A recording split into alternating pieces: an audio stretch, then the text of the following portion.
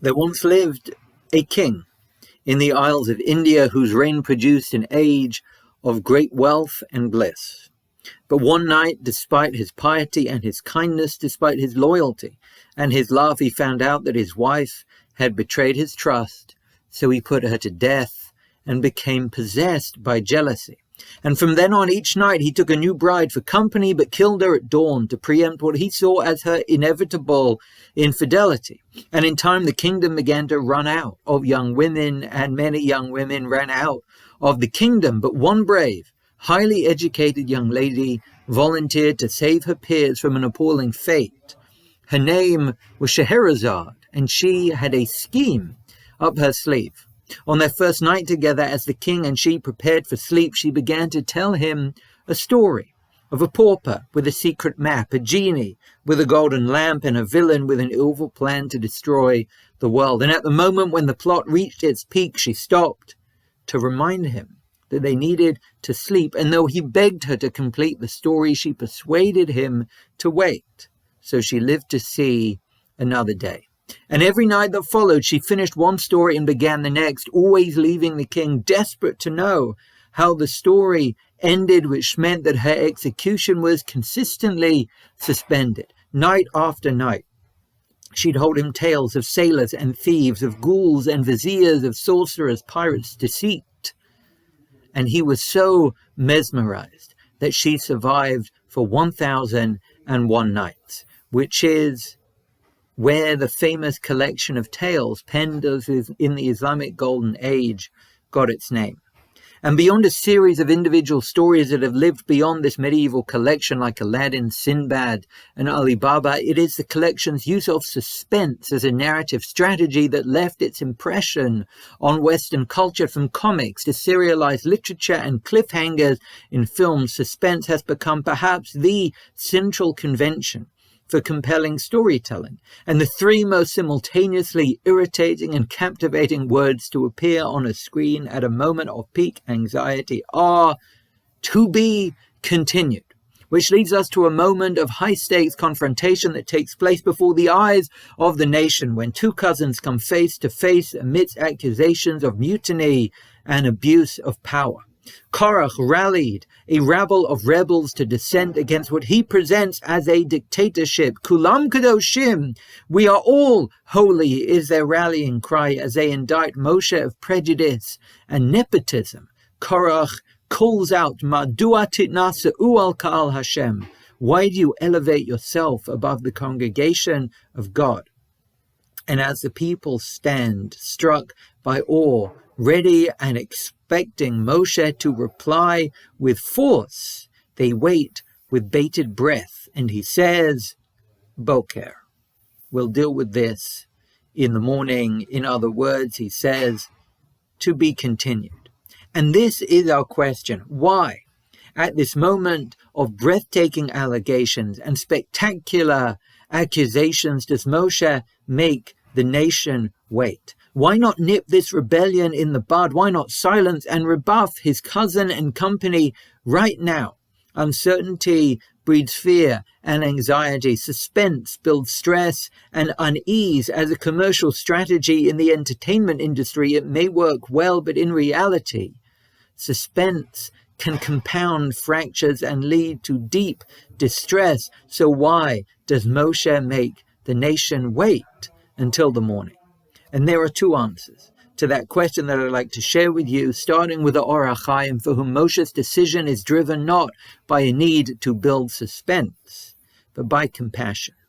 The reason that Moshe was chosen, says the Korach, to be the supreme prophet, the trait that made him the perfect candidate to lead and teach a band of slaves, was his disinterest in power.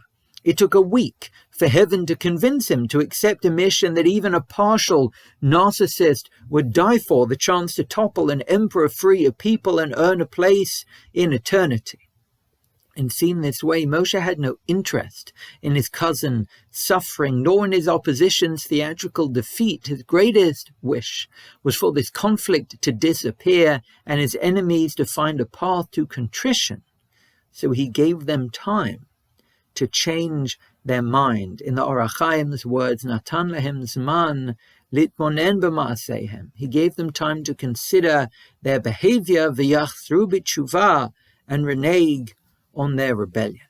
But there is another way to read Moshe's decision to make the nation wait until the morning, and it is less to give his enemies a chance to change their behavior than it was for him to contain his rage. It is true that Moshe was disinterested in power and exceptionally self-effacing, but he was also profoundly human, and for some, it is impossible to imagine that his cousin's mutiny, together with an assembly of disgruntled slaves that he helped to save, did not make him angry. In fact, there is no need for us to hypothesize about Moshe's emotional reaction because the text itself tells us, V'yichar leMoshe ma'od.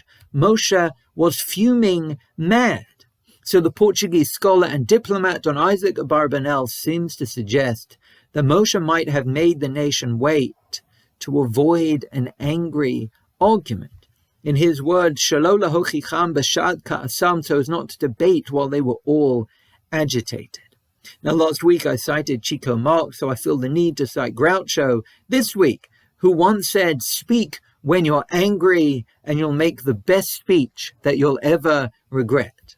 And a more serious scholar, Jonathan Haidt, author of the incredibly popular and decidedly contemporary book called The Righteous Mind, which explains why even verbal fights about politics get so heated, has shown that our emotions dominate our brains far more than our brains would like us to think. I imagine that we've all indulged our fury from time to time and offered an interlocutor a piece of our minds, and I imagine that almost every time that we have, we've looked back with not a little dissatisfaction.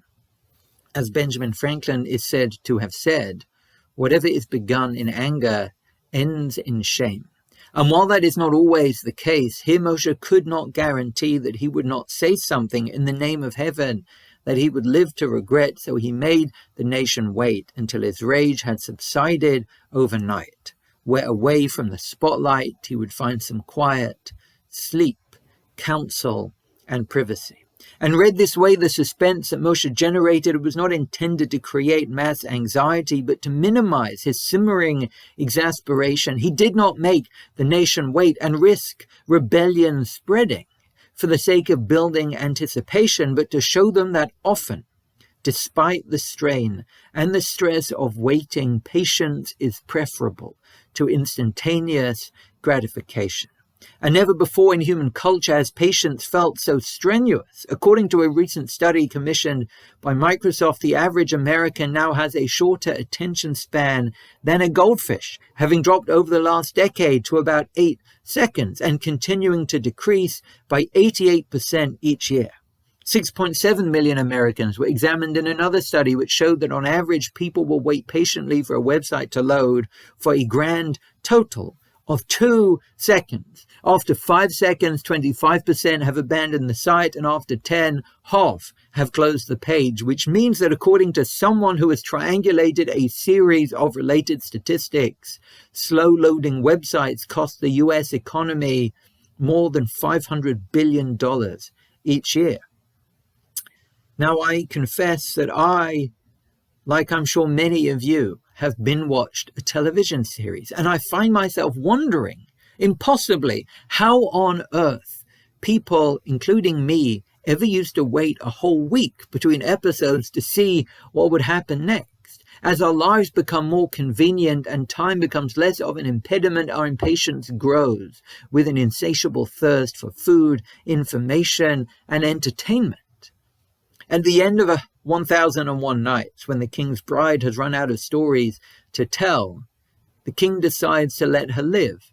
Nevertheless, confessing that over time he had come to love and trust her. The tales that she told and the lessons that they taught not only kept him enchanted, but changed his nature. All that suspense, for all its stress, gave him the space to reflect on his character. And here we read how Moshe knew what that fictional king of India had to learn, that patience, despite the suspense and the strain, can change who we are. So let us all find ways to make waiting part of our lives, forcing our minds to see that we can change and grow and heal with time, and learn that patience is nearly always more rewarding than instant gratification. It could be as simple as sitting down to a meal and counting to 10 before saying a blessing and lifting the food to our mouths, or it could be as simple as what many of us do each week, suspending our attention from the world at large for 25 hours. So may the suspense of Shabbat permit us to find rest and discover the patience to change and grow. Shavua Tov.